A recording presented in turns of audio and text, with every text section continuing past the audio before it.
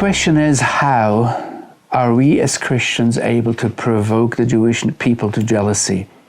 And my basic answer is, be authentic. Be who you really are. What does the text say?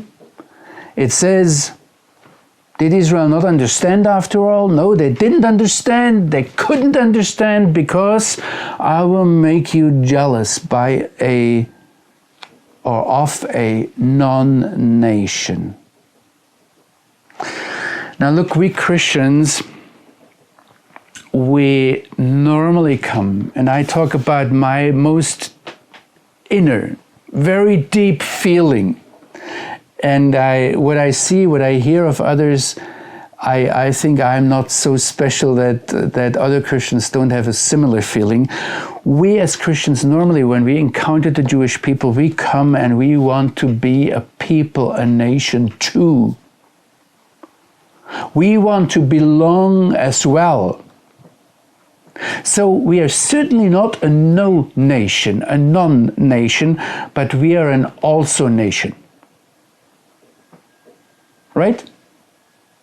And there are all kinds of theological arguments. The wall has been broken down and there is no difference, and you know that the arguments now. Just remember, we will only understand the text if we understand that there is a difference between Jew and Gentile, between Israel and the other nations. I have to tell you, I told you from my rabbi in whose presence a lot of this developed. It was not easy for me and not easy for him that he was a Jew. He had grown up in Mea Shearim. He had studied with Rabbi Soloveitchik in New York. He was a real Jew. And I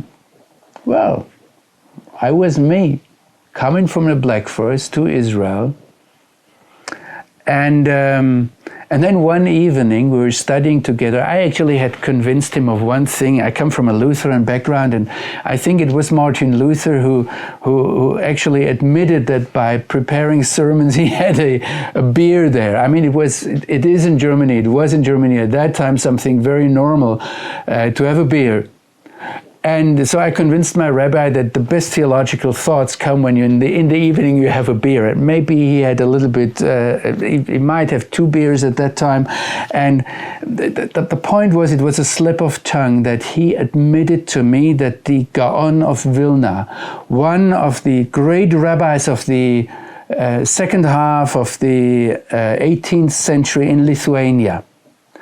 So it was long before the Holocaust. But the Gaon of Vilna, he was actually one of the predecessors of Benjamin Netanyahu. So the Gaon of Vilna, he had stated in the 18th century that Germany is Amalek.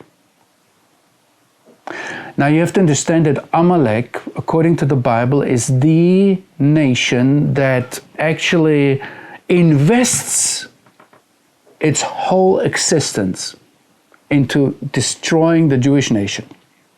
And it is one of the terrible things also in my life, that it has become so true what the Gaon of Vilna said. And it's the only nation in the Bible you have where the Lord says the remembrance of Amalek shall be blotted out. And he tells the people, don't forget to do that. So just to tell a little bit what in these 3 words, Germaniahu Amalek, or Germany is Amalek, is all contained, and we both in a way sat there in shock, and his wife entered in that moment, and she heard these sentences, and I still see her hand go in there and say, but you are one of us. And it was my rabbi who tried to prove to me that I somewhere must have a Jewish grandmother. And I said, listen, as far as I know, and it was a stupid discussion that I said, I'm sorry, but I'm pure Aryan. You know how suddenly it stood there that I'm a no nation, a non-nation? I can tell you, it so much haunted me that I found in the Talmud that the Talmud says that the sons of Haman was an Agagite. Haman was a descendant of the king of the Amalekites. But now the Talmud says that there will come a time when the sons of Haman will study the Torah in Bnei Brak, of all towns in Israel. It's ultra orthodox. But anyway, I want to make a long story short. It later on, when I not really reconciled with my past as German, with my identity as German, but when I started to say yes, that I'm a no nation, a non-nation, the Lord opened doors. And it was Orthodox Jews who came and said, we need you, Bible believers from the Gentile nations. And then Psalm 126 popped up, and I still remember, it was several incidences that it happened to me, that Orthodox Jews came, and it was somehow the Lord using them, telling me, look at Psalm 126, where it says, when the Lord restores the fortunes of Zion, we are like those who dream. Then our mouth will be filled with laughter and our tongue with shouts of joy. Why? You know, Israel is not about laughter and songs of joy. Israel is about suffering and terror and problems and finding solutions.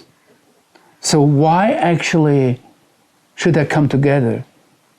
And I'm not quoting what a rabbi told me, another one. And then they said among the Gentile nations, it says in Psalm 126, look, the Lord has done great things for or with those. What the rabbis there say, you hear all the anti-Judaism, the all anti-Semitism in those Gentile nations. They look at the Jewish people and say, look, the Lord has done great things with those. And only when those nations, those Gentile nations, say it about the Jewish nation. It was actually a settler rabbi in the southern Hebron Hills who taught me that. And he was quite sick at that, but it was so important to tell me. He said, only as an answer, it says here, yes, the Lord has done great things for us.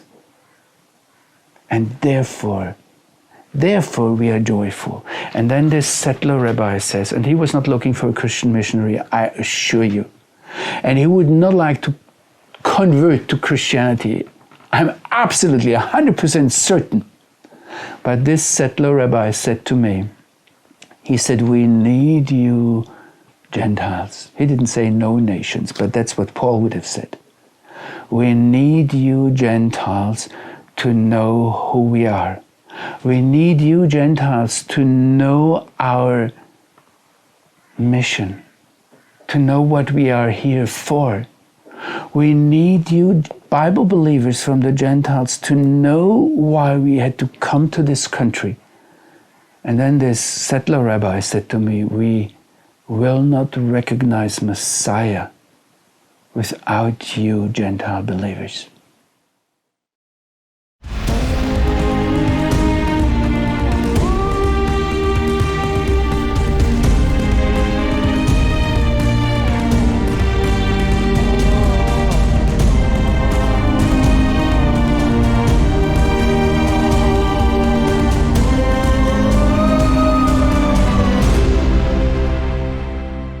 Alfa,